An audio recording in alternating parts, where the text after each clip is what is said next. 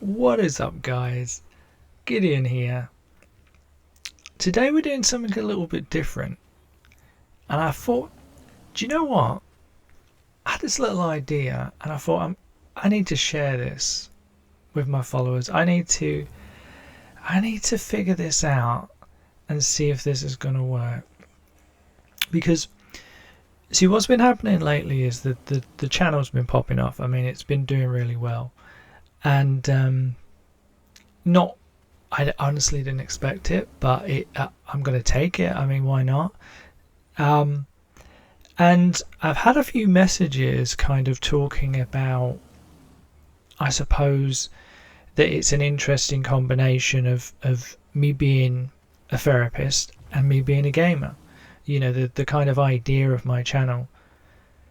Um, and I guess kind of some of this was, I guess, a question of like, how did that happen? You know, people that reach out and, you know, so kind of, you know, is you know, some young guy or some girl that is kind of, you know, playing games. They're not quite sure where they're going in life.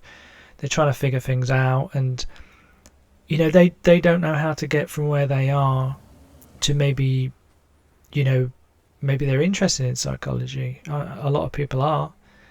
I mean, get rid of the word psychology and you could replace it just with human. You know, you're good at human. I mean, obviously it's a bit more complicated than that, but you know, there have been psychologists on this planet a long time before the name was ever existed, ever created. You know, there were wise women, wise men. There were, um, you know, the people that are in some ways held magi, and you know, in the Bible, people that were kind of guides to individuals, to religious leaders were also seen in that way. Um, some faiths, some religions still have their religious leaders as their therapists in a kind of unofficial capacity, but certainly very present. Anyway, you know, the topic of psychology and therapy is for another day, but the idea was, how do you go from being a gamer, growing up, and then suddenly you become a therapist? Like, what happens there? How does that work? So I was kind of like replying to someone, and I just kind of thought, you know what? Like, it's actually a really good idea, because I'll be honest with you. Sometimes I'll like wake up in the morning, I look out my window and I'm like, how did this happen? Like when did I go from being, you know, some kid that used to literally spend every day completely enraptured by the latest game, or you know, the guild that I was in, or the cool new it kind of like thing that came out, you know, some game I had to save like tons of money to buy if it was console, or some new multiplayer that I was, you know, super excited to get to and probably felt let down by. um you know, like how did that happen to me? Like, I definitely like have moments where I feel that imposter syndrome, where I'm like, wow, like I still feel that guy like inside me, like that kid is still there, like, you know, confused how this kind of all happened. And I guess it is a bit of a vulnerable thing. It's certainly not the kind of thing that a therapist would normally talk about. Um, you know, and that in itself, I think, is, you know, it's a topic for another day. You know, what therapists are allowed to talk about, what we're not, um, what we bring into the room, what we don't. But I think in this capacity, me entering a public space, you know, me talking on YouTube, even if it's under, you know, my online name, Gideon, um, I think that does give me a certain amount of leeway when it comes to, I suppose, talking, I suppose, obscurely about my life, about what happened and how I got here. Was that an easy journey or wasn't it? And in what way did gaming help me out? And how did it hinder me? How did it work in both directions? And maybe that gives some kind of sense of, maybe that gives you a sense of understanding me better and where I come from, what motivates me. But also maybe that touches you in a way that makes you feel maybe the way I used to feel, which I can definitely remember. Which is to say that I used to feel very disconnected from any kind of future where I, made a certain amount of money, or I had a certain level of respect, or those things you dream of as a young person. How do I get to you? How do I leave this overthinking, self-deprecating kind of life, and how do I climb up into that place that you're at? Because I'll be honest with you, I didn't know what the hell a therapist even was until I was much older. I suppose I always understood psychology because we're humans. We talk, we bleed, we think, we overthink. When are you not thinking? When are you not looking at someone or seeing something in life and trying to understand, why do you look the way you do, and why do I look the way I do? Why do you have money and I don't? Why,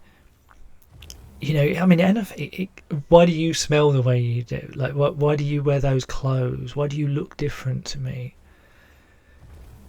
In that space, I think there's a lot of topics. I think there's a lot of incredibly important topics that not just resonate with all of us on this planet, but I think that they're also the cause of a lot of problems.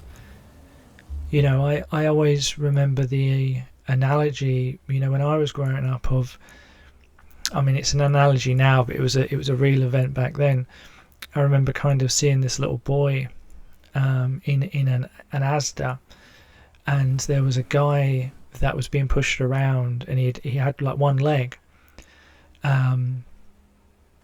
and there was this little boy, and he was kind of walking along with his mum. He's a bit kind of loud, and bit kind of back then, probably a bit ADHD, and his mum was having a hard time controlling him, obviously. And I remember he sees this guy sat in this wheelchair, and this kind of woman was pushing him along. And I remember, for some reason, this is a long time ago for me, I remember him being fascinated. I started to feel very awkward because he wouldn't stop looking at this guy, looking at his leg. And I remember, when you get that thing where you're like, oh no, he's going to say something. This is going to be so awkward. And you're kind of cringing inside. This little kid kind of he's twisting away from his mum, and he kind of turns to this guy and he said, "You've only got one leg." Like a statement. And the woman that's pushing him, the guy with one leg, looks a bit horrified. The mum looks like she just wants to curl up and die. The kid has got this innocent kind of look. For one moment he's not pulling, he's not twitching, he's not, he's not going crazy. He's just fascinated, genuinely. And he utters that statement, "You've only got one leg." And I always remember this. It actually makes me a bit emotional. But I remember this guy looking at this kid. It's kind of what I remember is this quite skinny little dirty kid. And he smiles, this lovely smile with these kind of broken teeth. And he says, He said, I had an accident. Smiling. And he said, this little kid kind of like, and he talks to him, and I don't remember a lot of what happened, but all I remember is this innocence of this question, and then this wonderful smile of this guy.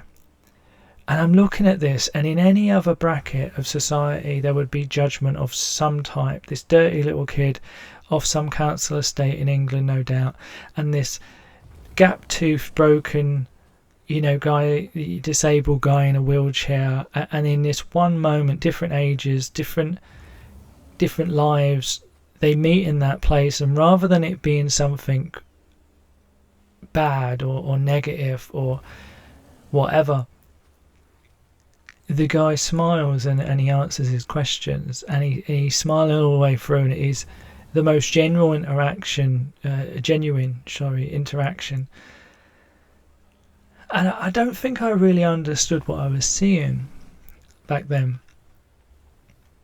But I think what I was seeing actually became, something I use a lot now, which is active listening. The ability to be in the moment and to listen.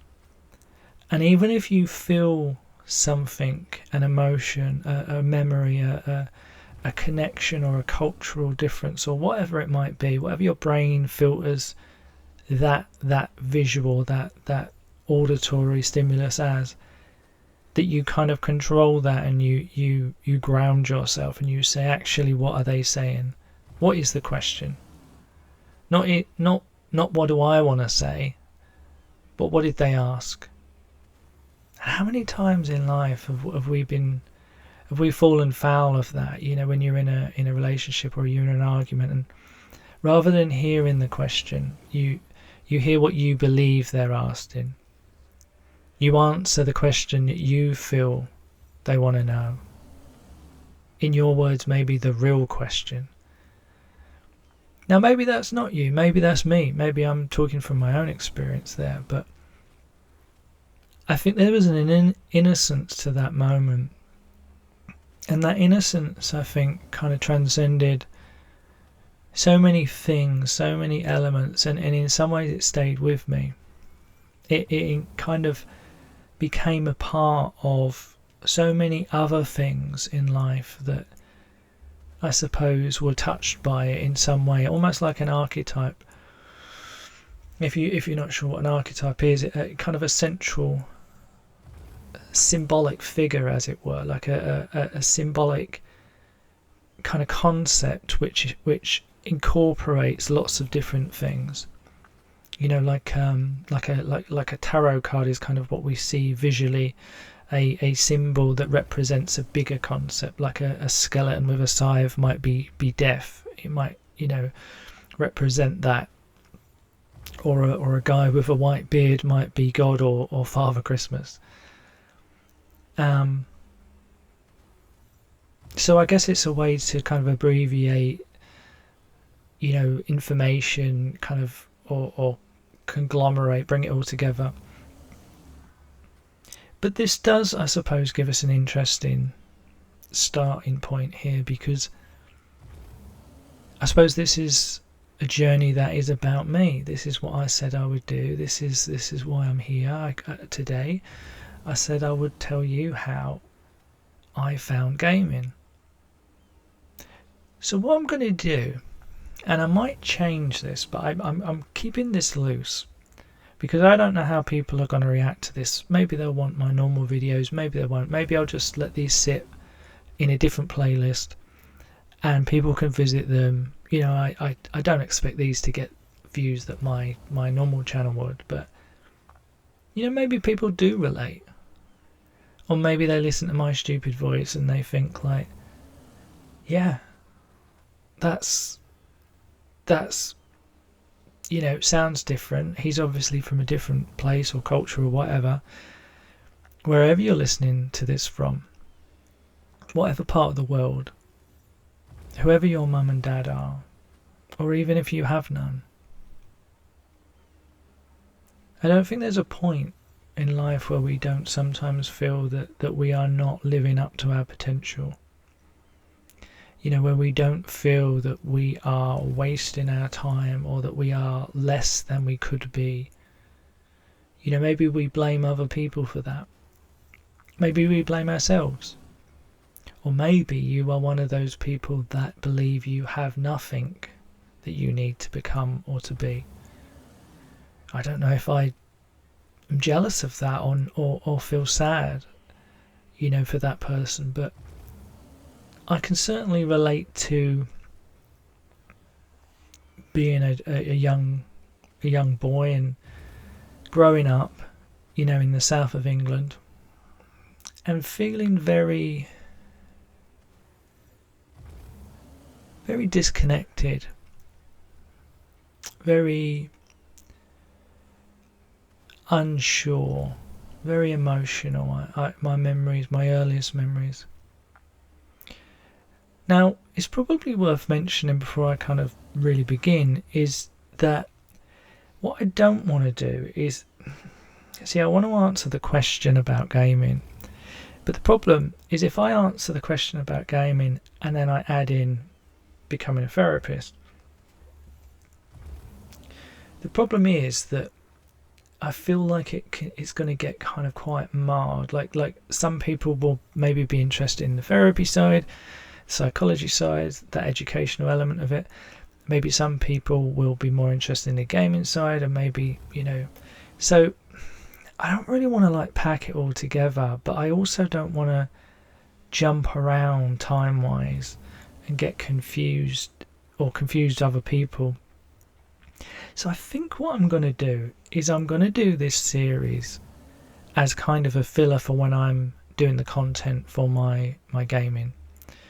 I'll keep it all on the same channel, but what I'll do, I think, is I'll start this off by basically having maybe a 3-part series to start with about my evolution through gaming, my development, the goods, the bads, the uglies, the ripping of hair out, the cursing the day that game was ever made, or the smashing of keyboards against the wall, and trust me, there have been a few.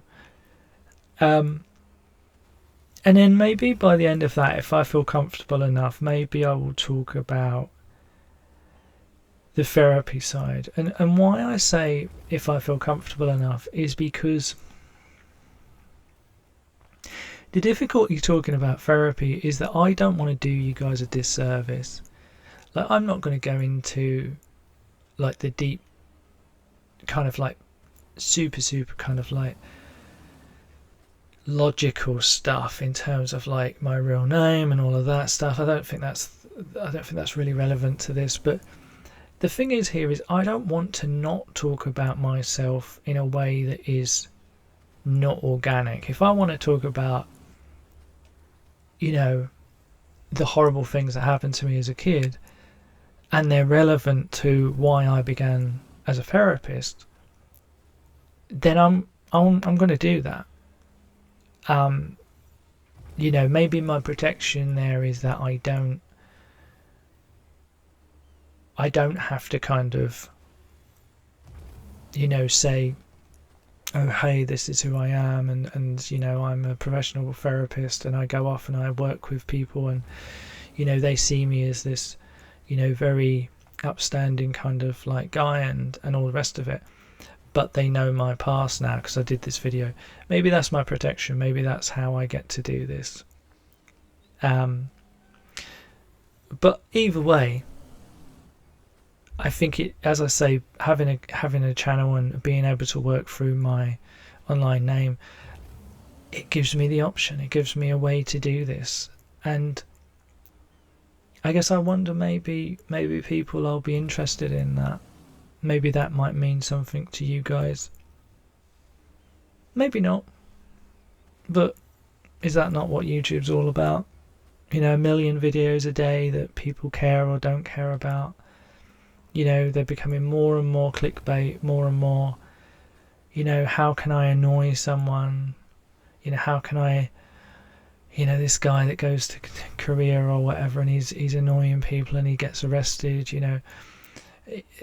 people that go into shopping centres and lick ice cream and put the tub back down like on Dr. Phil. It's more and more extreme. Like, why would I watch you? Why would I care what you have to say unless you give me something quick, something funny, something hard, something like we're all.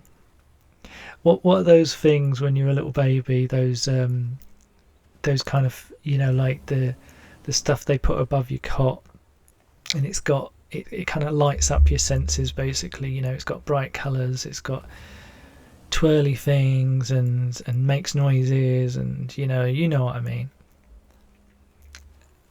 I feel like that's kind of the way the world is now. Like for us adults, we profess to be adults, but in a lot of ways we're treated like children.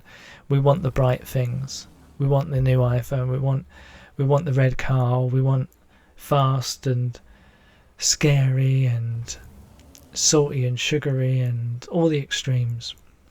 And I don't think the way we consume media is any different. It probably even more so. So, like I say, I think I'll do kind of like, a past, present, future, or something like a 3-part kind of series, maybe like that. And maybe if it feels okay, I will go into therapy. I'll talk about that side of it, and rather than just keeping it academic and on the professional side of like how you do it logically, maybe I'll also talk about my motivations and a little bit about how that relates to, what drove me, what gave me the energy to become who I am, how I became successful, and how I built my practice and my professional persona, as it were, that, helped. Well, who knows if it helped, but certainly my feedback is that it has helped hundreds of people over the years. So let's have a look. Let's begin. Let's talk about this. So it's a very strange thing, I suppose, to talk about myself. It's quite a bizarre kind of place, just sitting here and where to begin? I mean, I was talking about a young boy with that kind of open honesty and that transparent life, and maybe that's a good place to begin. Maybe me as a child. So when I think back about being a child, and when I think back in specifically through the lens of gaming, do you know what I think first? What comes really to mind is I think of board games. I think about growing up and being like, I had Star Wars, I had He-Man, I played with figures. We didn't have a lot of money when I was a kid, and a lot of those things that I was exposed to were very much from what we have in England called boot sales, and they are just kind of like people selling stuff out the back of their boot, and it's quite a nice affair, really. It's quite a pleasant, nice thing. You go on a sunny day and you walk around a farmer's field, and you see what are the used toys that other kids would have played with, and they don't want anymore, and maybe you buy them for a couple of quid or whatever it was. We didn't have a lot of money, so we would really need that kind of place. That was quite important for our, myself, my brother and my sister. We probably got quite a lot from those places, rather than not being able to afford anything. And we certainly couldn't afford new things, new toys and stuff. That just wasn't on the cards for us. So what were these games? Well, my memories of these games, and I suppose it's probably worth mentioning, these games began like non-commercially as probably card games. And from I don't know if you've got this, but like your kind of auntie and uncles, you know, they used to back in the day have kind of boxes of games, and you'd kind of heft out these wooden boxes of games, and it might be like chess or drafts or whatever. And yeah, that probably was a good way to shut me up as a kid. You know, I was a very energetic kid, and I felt a lot calmer when I would play, you know, card games or different things like that. And Lego was a big part of my life. You know, Lego was, I mean, it wasn't as expensive as it is now, but it was still pretty out of reach. But every now and again, if I was really lucky, I would find, you know, some child that kind of had more than we did, and he would be selling off his set for a very low amount of money. And we had a family wooden box, I remember, you know, that was fairly, you know, it's probably a lot bigger than I remember, but it felt, the memory of it is it was a bit chunky. And we would put all of our sets in this box, and there would be precarious bits of blue tack or plasticine. Do you remember plasticine? That would be kind of like stuck on some of the bricks, because I remember my brother used to kind of create these wonderful contraptions, but instead of leaving them or using the Lego men, he would put these kind of little plasticine men on them. And yeah, well, I think we all really connected to Lego in a really big way. It really connected that fantasy element of our lives to kind of the fantastical, you know, what we could be, what we could do. From Lego,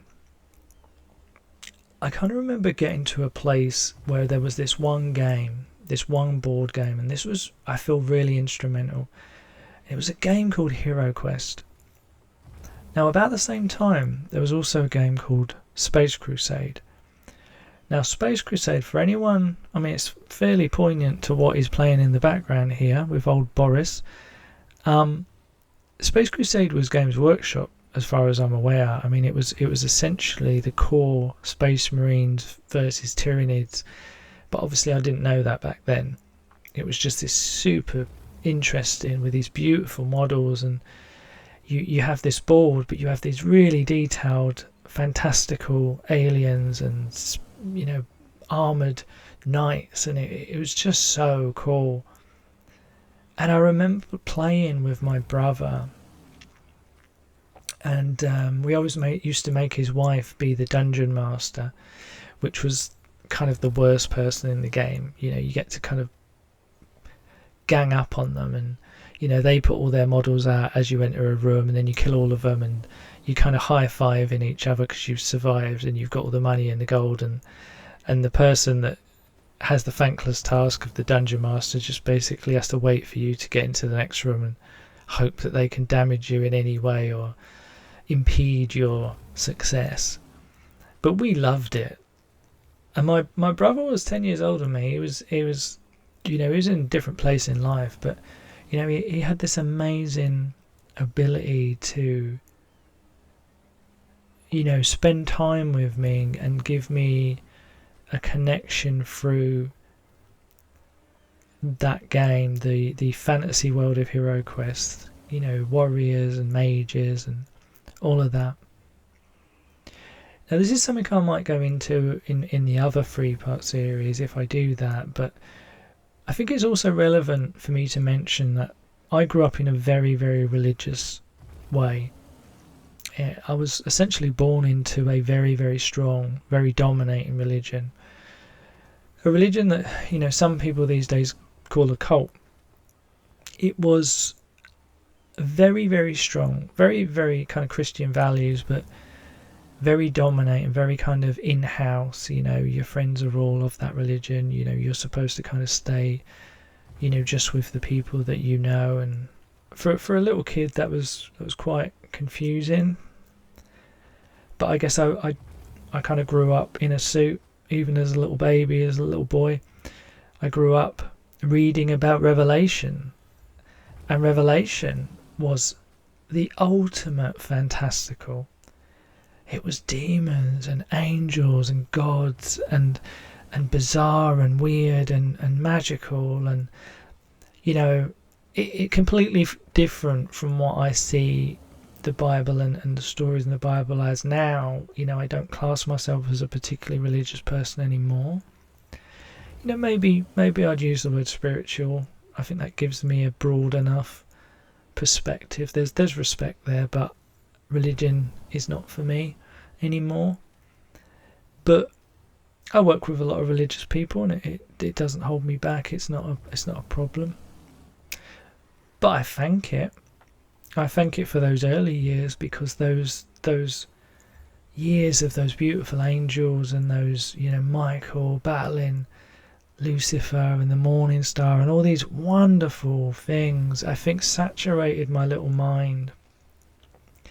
And for all the issues I might say now that being exposed to certain concepts from the Bible can, I think, be problematic in some ways, I definitely do thank that. I thank the kind of the the original Tolkien, as it were. The Bible kind of really opened up something amazing for me. So let's go forward. Let's go, because there's so much there. Like Games Workshop again was instrumental in developing that. But let's go to actual gaming. Now, my first experience probably was, so I was around when I think they were called LCD games. So they were the games that basically predated the Game Boy. The little kind of game systems that you would play on a handheld, but it only had that game. You couldn't change it. And every now and again I'd be able to find one of those in a boot sale, and they had the proper plink plonk kind of noises and music and that. I remember playing that stuff and loving it, and just kind of like, for me again, I was a very emotional and energetic child, and I think it was quite hard for my parents to kind of cope with me, because I don't think I dealt particularly well with kind of existence, really. It sounds very dramatic, but I wet the bed. I wet the bed for a long time when I was a kid. There were a lot of this stuff, these fantastical kind of stories I talk about, were also, I think there was a lot of leakage in terms of my mind, as in, where do I fit? Like, where do the angels start and the devils begin? Like, where am I? Where do I live in that? So I think that there were moments where gaming for me became a safe place, and the first kind of really advanced stuff was these little handheld LCD games. Apologies if they're not called that, but that's what I remember. And then we get into Game Boy. Now, there is no way on this green earth that I would ever have been able to get a Game Boy. I'm not, when I say I had no money, like, I had no money. Like, if I was getting like a good week for me was I would get 50 pence, and I'd go around the corner shop and I'd get like some chocolate bars, or the very fact that I used an S there, and probably people who listen to this like, are you joking? Like, you couldn't get one chocolate bar for 50 pence. But I used to love, let's not get into sweets when I was a kid. That's just a completely different topic. But so, yeah, Game Boy, I did actually own one later in life, but I never ever got one until many, many years into them being developed. But I did get a Nintendo, the first Nintendo, and that, I think, was because of our stepdad. We got really into that. We played a lot of those kind of original games. Mario was a big one in our house. Dungeon something we used to play, which was like a side scroller. That, I mean, that, and I suppose this is important as well, because as I started playing these games, I started to notice, because I'm still very young, how much I don't have very good resilience to losing, to being able to control my emotions. And many times I would throw that game at the wall, or I would smash it, or I'd stamp it, or whatever. And as many children do when they're younger, they react to things, and they don't have that resilience to be able to cope with failure. And I definitely had that, in so many ways for so long. The shame and the guilt and the pain and the rage, all of it. But as we get to Nintendo, God, that took on a new level. Like, we would row, we would rage. I remember, I would be so angry when I would lose. I can still, in my head as I'm saying this, remember the noises. The hitting the block and the mushroom coming out, and the all of the different, like, really famous kind of Nintendo Mario noises. Mario Kart, like, so many cool things. Never played Mega Man though. That was always an interesting one. I didn't get a chance to play. But we go on, and I'm playing all of this stuff, and I remember kind of getting into the Nintendo, and I've kind of missed a little bit here, because I think this is also, incredibly relevant, which is that before we got the Nintendo, I mentioned my brother. My sister would play with me a lot. She was 2 years older than me, and we'd play a lot of games that had nothing to do really with kind of computer games. That wasn't really something we shared as much, but we certainly played other games. We certainly, like, games that I find hilarious thinking about.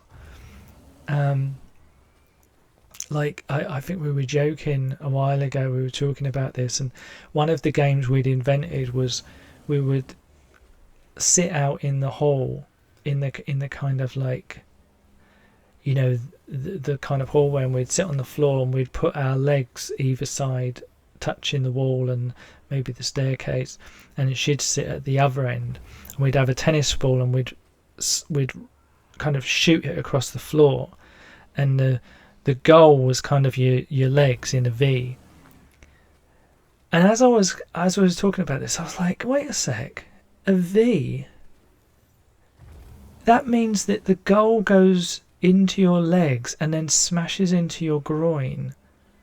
And then as I thought that in my brain, I was like, how mental were we as children that she'd throw the ball across the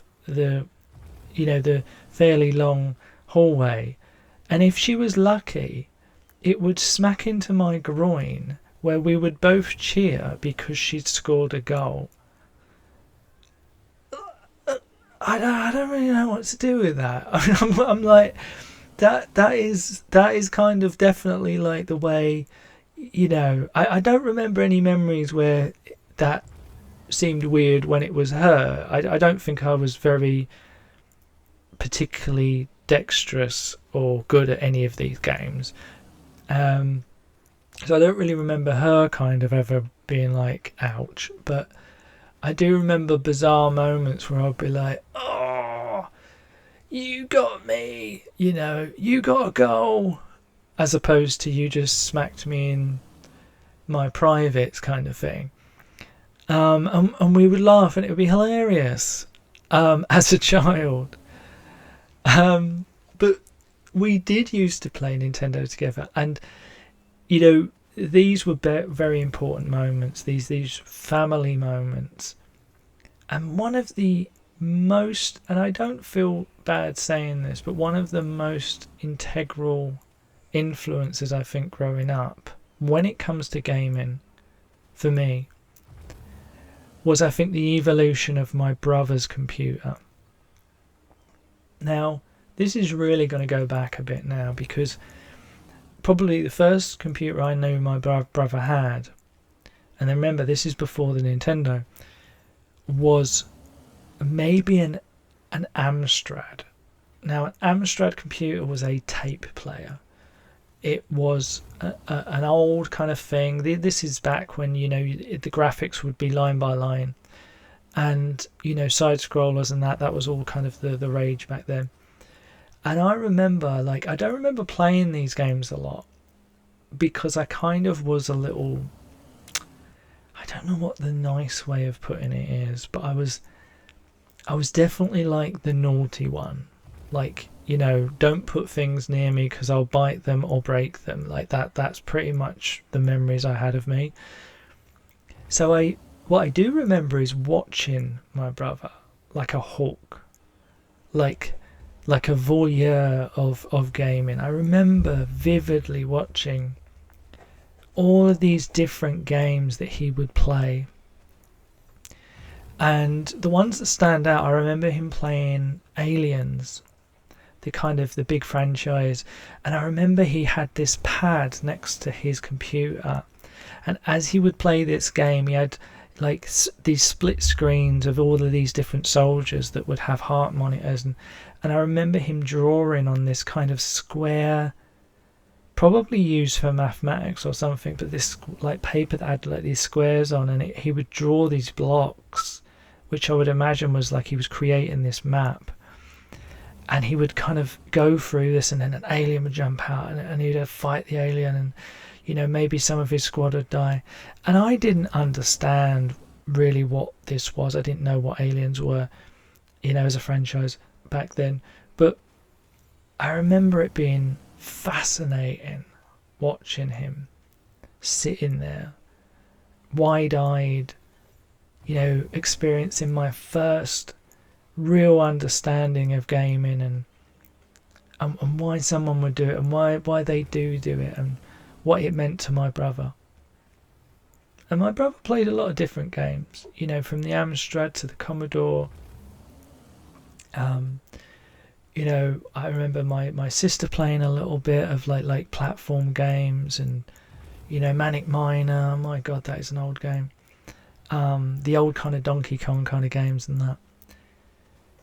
So by the time we got to our Nintendo, you know, we had really gone through a kind of a childhood of the kind of development of home computing, from these very old kind of Amstrads, LCD, you know, tape players, the super basic home computer stuff, to a point where we were getting to diskettes.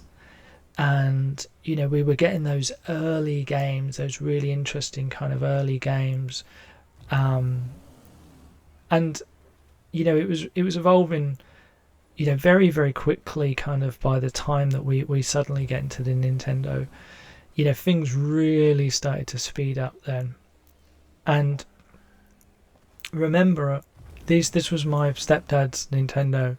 So he would be the only one that could afford to buy games for it, which were about £40, I think, back then. And I'd like to say, because I do have some pretty negative, I suppose, things to say about the way I was as a child. Like I feel bad, like, about a lot of the kind of the things I put on my family, and how difficult I was and stuff like that. I must admit, when I think back about playing Mario and all of those amazing games back in the day, I do remember one memory that really stands out, that makes me laugh, which is a lot of the time our stepdad would get to a point where he'd either argue with one of us or get angry at the game himself. And this is a middle-aged man. This isn't like, you know, I'm probably like 10 at this point or something, but I remember him breaking the game.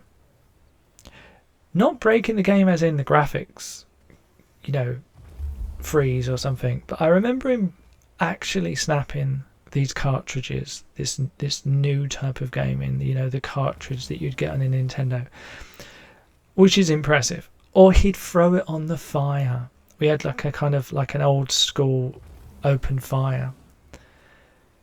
I remember vividly the shock. And to me, I'd lived a life of impulse, of not being able to check my own emotional state. And to see a fully grown man get so angry that he would throw his Mario game, his brand new Mario game. I think Mario 3, number 3, was the one that I think he threw on the fire.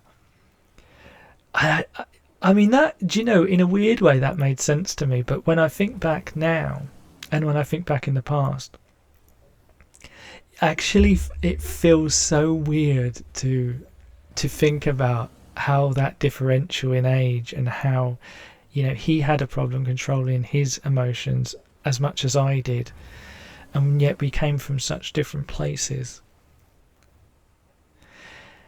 Now when we get to the Nintendo here, I think in some ways this is where I'm going to kind of end this first part, because see, the funny thing about the Nintendo is that nothing before it, from the Lego to the card games, the board games, to the models, to the Amstrad, the tape players, to the diskettes, all of this stuff, and the enormous amount of fantasy and book lore and mythology, stuff you're learning in school, religion, all of that stuff goes into gaming. So easy to look at a game, to look at something that just comes out and say, oh, I don't like that. Just this image that we're looking at behind it, big chunky guy, got a spear, got these fancy things on his shoulders, got a bear next to him. It makes me think of at least just that one image. We're looking at some Russian vibes here. We've got some Viking vibes on his belt there. We've got a bear with armor. I can't remember the name of that book that has the bear with the armor.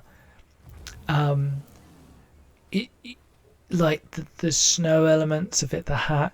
There's like probably tons of different influences that make up just that one little clip.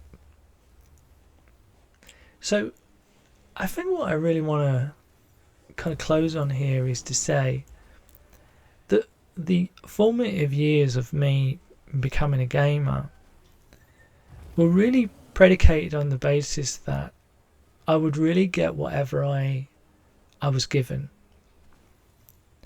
I didn't really get to choose for pretty much my whole childhood what I got to play with, because it really came to me in ways that were accessible.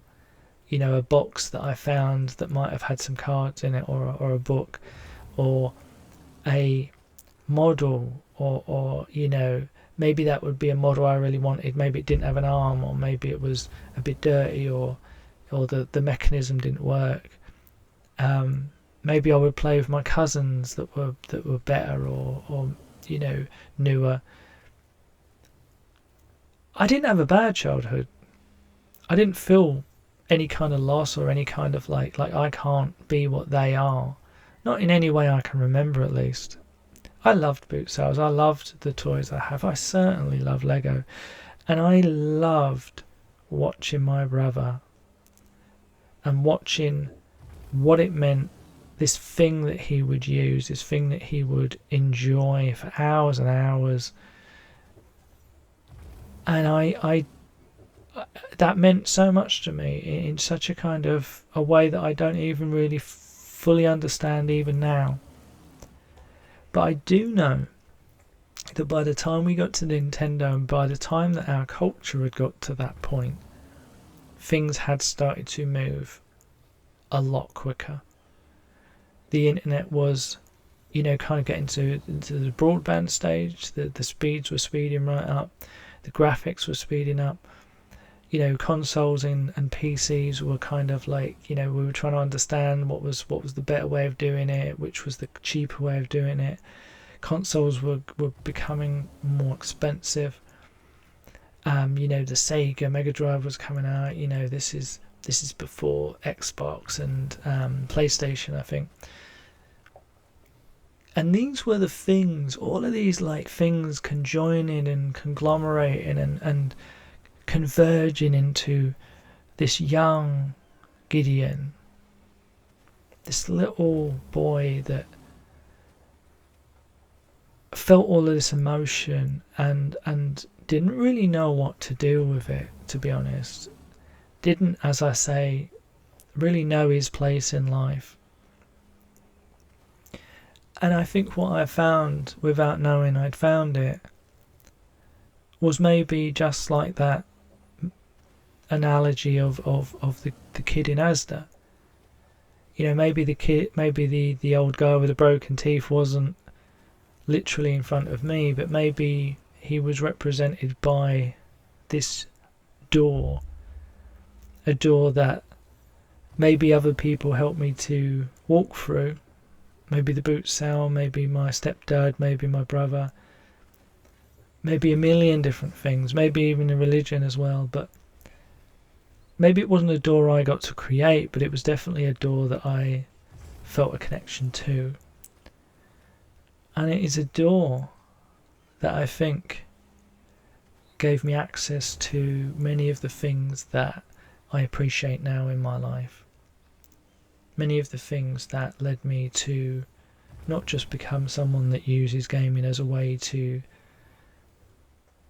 calm and to create resilience to the job that I do and the difficulties of that job, but also to use it as a vessel to appreciate the things around me. Gaming is not just about beating things up and shooting and destroying. Games can be like Lego. They can be, games like Factorio, building a factory, building life, base building. I mean, I have like 1,000 hours on Rust. One game that I may at some point play just for the sheer hilarity of how much I'll rage and probably smash my keyboard. Just actually realising I haven't talked about that, but that'll probably be in the middle part, I would imagine. I have 1,000 hours in Rust. I don't know if any of you guys have played Rust, but I would say 90% of those hours are on servers where I didn't PvP. And this is a PvP game. Like, it actually is hilarious that I literally spent so much time on that game, loved that game so much, and yet pretty much exclusively built. And I still do that. I still have elements where I love the building. I love the base building. If any of you guys have watched my 7 days intro, I love that. I love the building. I love it being torn down. I love the rebuilding. It's still there. I can't say that doesn't have anything to do with Lego and with those formative years. Just as much as I can't say that all of that emotion and that anger and that rage and that ADHD kind of qualities as a kid don't come out or have some kind of therapeutic benefit when I'm playing more aggressive games or games that make me feel free or made me feel free back then of the little body and the confusing thoughts about life that I had. The things I was being told through the religion, the things that I understood in my family life. This is an introduction, guys, into me. This is Gideon. This is how I began, and it's only, a very small amount. It's the real little tabs on the side of the billions and billions of individual moments of a human's life. But these are my thoughts, these are my experiences, these are my perceptions of what I went through. I'm sure my brother and sister might speak differently of it. And they are the things that I think are of value when we talk about what created those first stages of what I later became: a gaming therapist, a therapist that works with gamers, a therapist that plays games to keep calm and to create balance, a therapist that appreciates, unlike the early days when people would blame gaming or belittle gaming or get angry because you stay in and you play games, that I appreciate that games now have their own way of helping us to connect and to understand and to interact with the world around us in a way maybe that it never was apparent before. So guys, thank you so much for listening today. I'm sure very few people will find this interesting.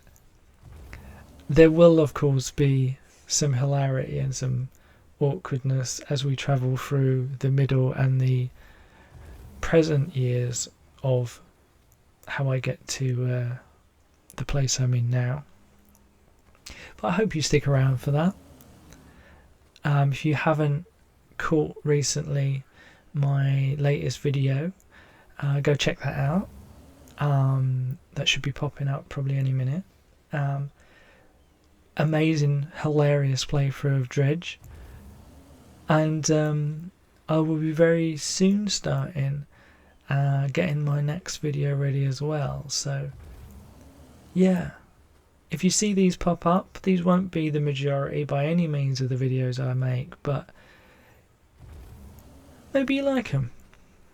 You know, maybe they have some relevance to you, or maybe not.